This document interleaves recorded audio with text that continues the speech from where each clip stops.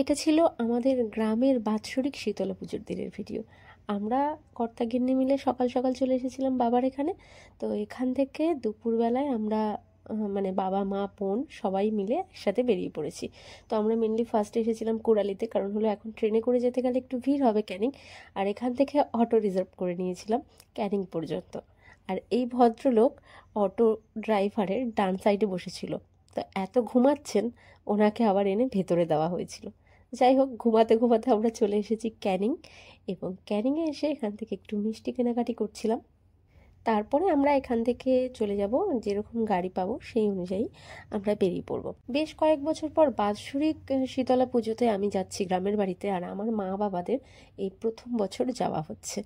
আর ক্যানিংয়ে আসলে এখান থেকে যে পেয়ারা কেনা হবে না, এটা তো হতেই পারে না। ক্যানিংয়ে আসলে আমরা পেয়ারা কিনবই, এখানকার পেয়ারাগুলো এত সুন্দর না।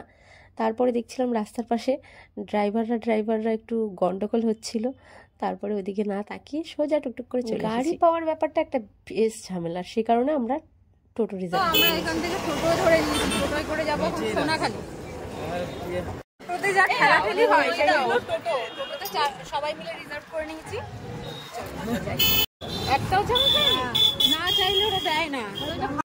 এই যে আমাদের ফ্যামিলি হয়ে গেছে এখন বলতে গেলে দই প্রেমী, যেখানে দই থাকবে সেখান থেকে নিয়ে নিতেই হবে। আমি এভাবে খাবো কি করে, সেই জন্য নেইনি। এদিকে চামচ দেয়নি, দই খাবে কি দিয়ে? হাত ধুয়ে দই খাবে হাত দিয়ে, এইভাবে দিতে হয়। পাগল। আমার এরকম জার্নি করতে বেশ ভালো লাগে, যেখানে ফুল ফ্যামিলিটা থাকবো এবং নিজেদের মতো নিজেরা গল্প করতে করতে যাবো। আর এখন বিকেল হয়ে আসছে, ওয়েদারটা একটু অন্যরকম। এখন জোরে বলতে হয়, পুরো চিনির মতো মিষ্টি পেয়ারাটা একা একা খাচ্ছে। বললাম বলে আমাকেও দিল। না না, যদিও অনেকগুলোই নেওয়া হয়েছে। আসলে পেয়ারাটাই একমাত্র ফল যেটা আমি নিজের ইচ্ছায় খাই। রেল ব্রিজ বিগত 10 বছর ধরে ওই অবস্থা হয়ে আছে। বিগত 10 বছর ধরে, কত বছর পরে হবে জানি না, মানুষ বেড়াতে যাচ্ছে গীতা নিয়ে। দেখেছো গীতা আমার কাছে আছে, তুমি তো ডিউটি যাও বেরো, মানে ডিউটি না সরি, তুমি কোথায় আবার ডিউটি যাবে? তো ওই তোমার কাজের ব্যাগ, ওটা হলো তোমার মানে ক্যাশ ব্যাগ, তাই জন্য থাকে। কিন্তু ও বেড়াতে যাচ্ছে গীতা নিয়ে। ঠান্ডা লাগছে আমার, সোয়েটার রাখতে দেয়নি আমার দিদি আমাকে, ওইগুলো নিজের ওড়নাটাই ঢেকে দিয়েছে। এর কাছ থেকে ক্যামেরা ভালো লাগে না, দূর থেকে কর। আরে জুম হয়ে গেছে ক্যামেরাটা, আমি কি করবো? দূর থেকে করে, এমনি সেলফি ক্যামেরায়। বিষয়টা হয়েছে এটা শীতের শেষের দিকে, আর গ্রামের বাড়িতে আগের দিনই মা বাবার সাথে কথা হলো, বললো প্রচন্ড গরম।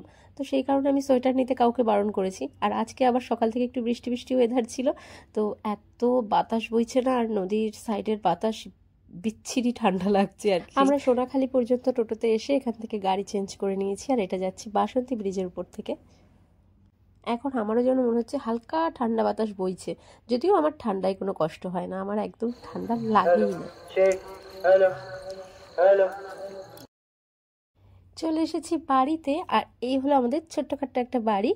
আর আমরা চলে এসেছি, অনেকক্ষণ হয়েছে, সবাই চা টা খেলো, সেগুলো আমি শ্যুট করিনি। আর এখন আমরা সবাই মিলে যাব মন্দিরে।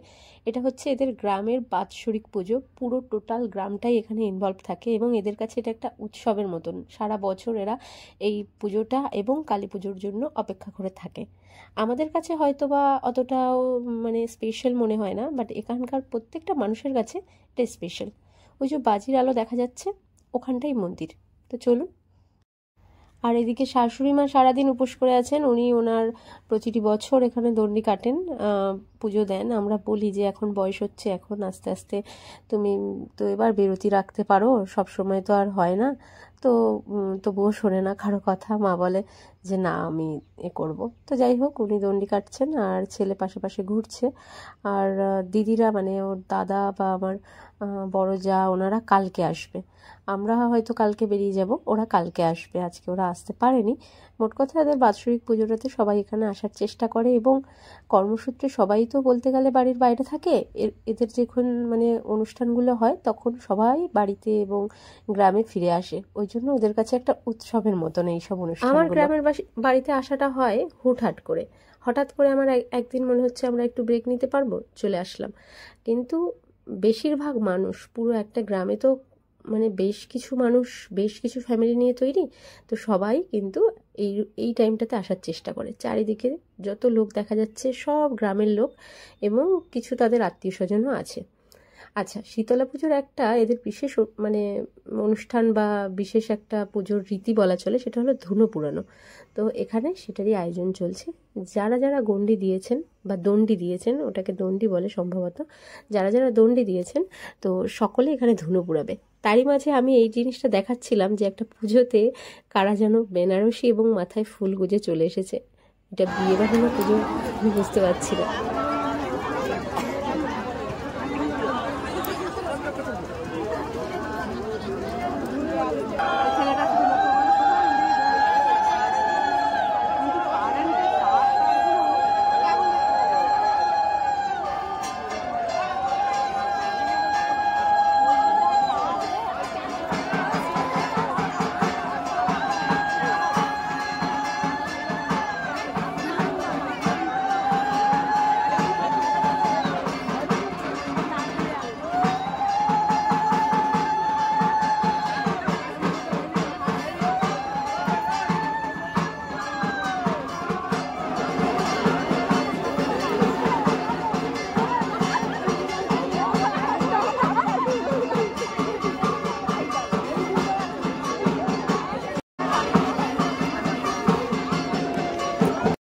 এই সময়ের আরও কিছু ক্লিপ ছিল আমার বোনের ফোনে রাখা, কিন্তু সেগুলো এখন আমি খুঁজে পাচ্ছি না। তো যাই হোক, অ্যাড করতে পারলাম না এদের।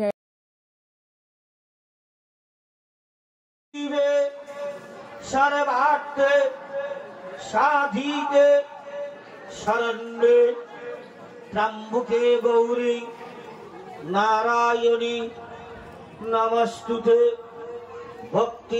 এখানে বসিয়ে খাওয়ার একটা মানে প্রসাদের ব্যবস্থা থাকে সারা গ্রাম, এবং গ্রামে যত আত্মীয় স্বজন আছে সকলের, কারোর কম হয় না কখনো।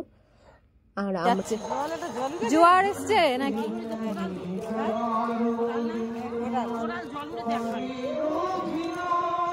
জোয়ার একবার কি পূজা আসা হবে তো? কি এত রাত্রে আর আসবে? 11টা বাজে আছে, যাই চলো।